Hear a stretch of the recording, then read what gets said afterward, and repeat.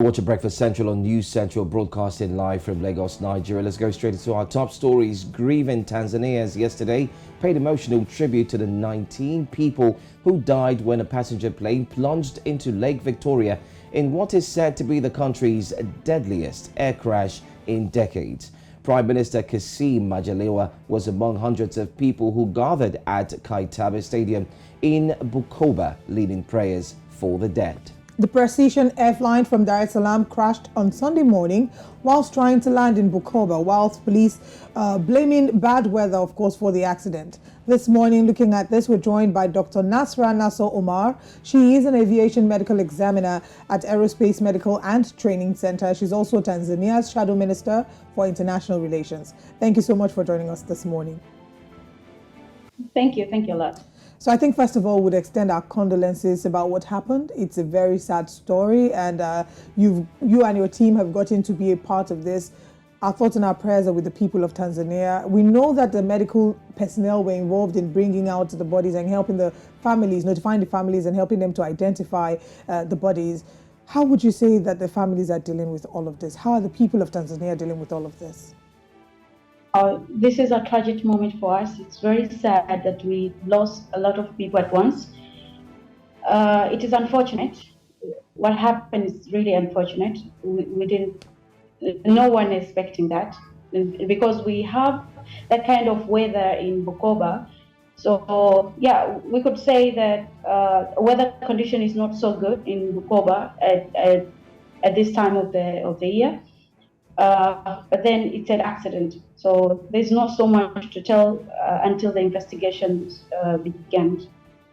All right, we do understand that the investigations are still ongoing, particularly possibly looking for the black box, as it's usually called, and find out what might have transpired. But we also heard that the pilots were still alive even after the crash for a few minutes before their oxygen did run out. Can you put us through what it takes for one to survive such crash, being a medical expert yourself?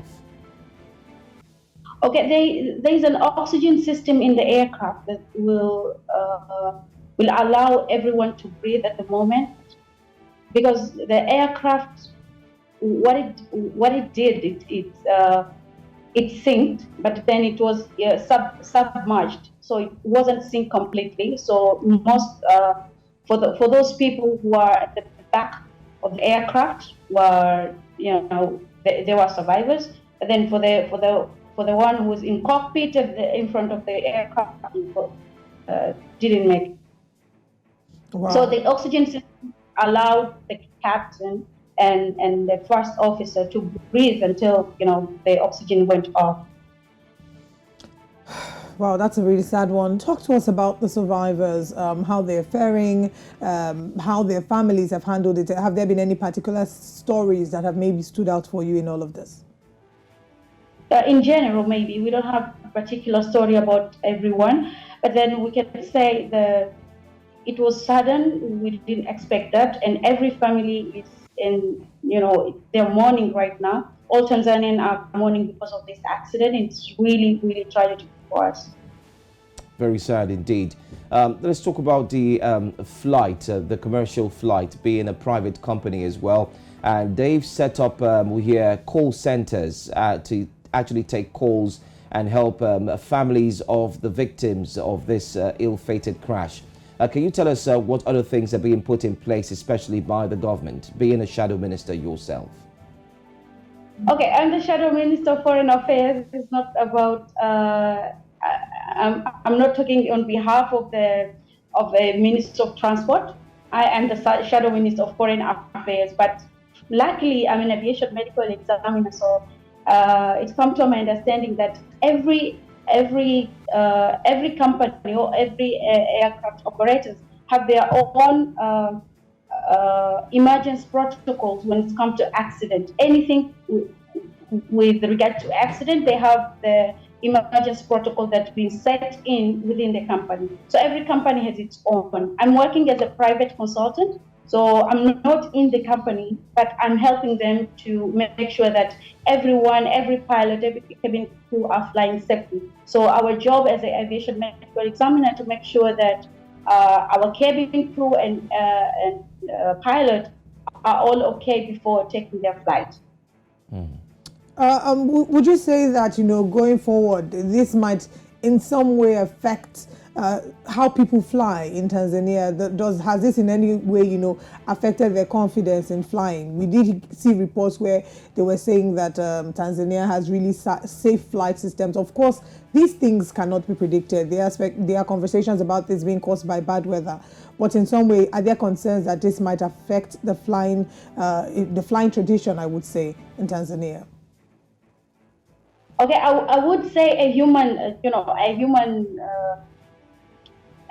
characteristic.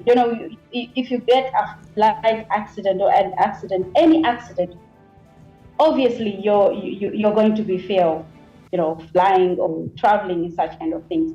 So I don't know about the confidence they have right now, but as for me, I'm flying tomorrow with Precision Air to Zanzibar.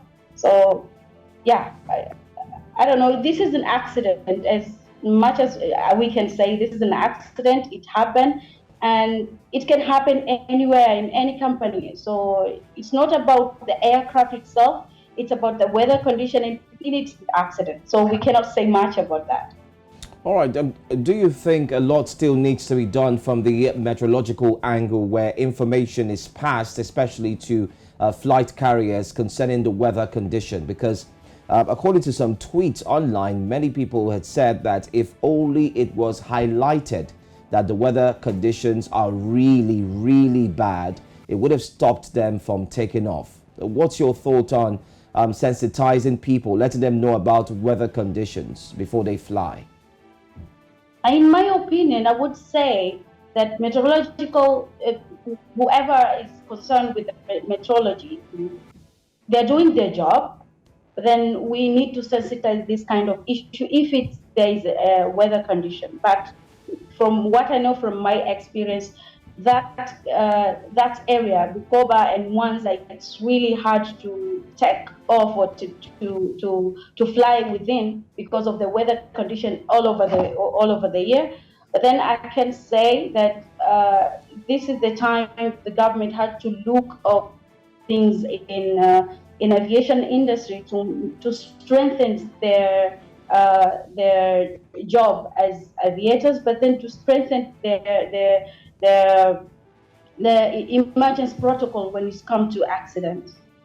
We hear that the crisis management centers have been set up around the country to be able to help families of victims identify and get the necessary information. What support is available to the survivors? We know that there is some form of post-traumatic stress disorder that a lot of them will experience after these unfortunate incidents. Would you say that there is some form of emotional support that is being offered to them? And will there be maybe compensation for the families? Unfortunately, we know that money cannot bring back life, but will there be some form of financial compensation for the families who have lost loved ones? I'm not in that position to say that, but I think the government will do as much as it's possible to make sure that all Tanzanians, all people who are affected in this accident, are being taken care of. All right, Dr. NASRA, before we let you go, a lot of questions have come in concerning what does shadow minister mean. Do you want to break that down for us quickly? Okay, so I am in ACT Wazalendo, Alliance for Change and Transparency. I'm a shadow minister because we don't have, we are not representing our party in a parliament. We have only 4 people who are working in the parliament. So our job is to make sure that we raise issues. We raise issues concerning matters around the country, and then we discuss it with our fellow. Then we raise the need of to make things to make sure that all of the things that we've been talking about is about peoples, and it's about it's about giving the solution to the government. So what we do as a shadow minister is to making sure that government is doing their job correctly, and then if there is anything that we can we can put on as as a solution, we should raise them. So it's not in the government. We're not in the government in United Republic. But then we are working as an alternative to make sure that everything is being taken care of when it comes to the social and political and economic things that people are now working on.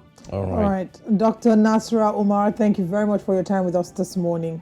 And our thoughts and our prayers, go to you and the people of Tanzania. Thank you so much.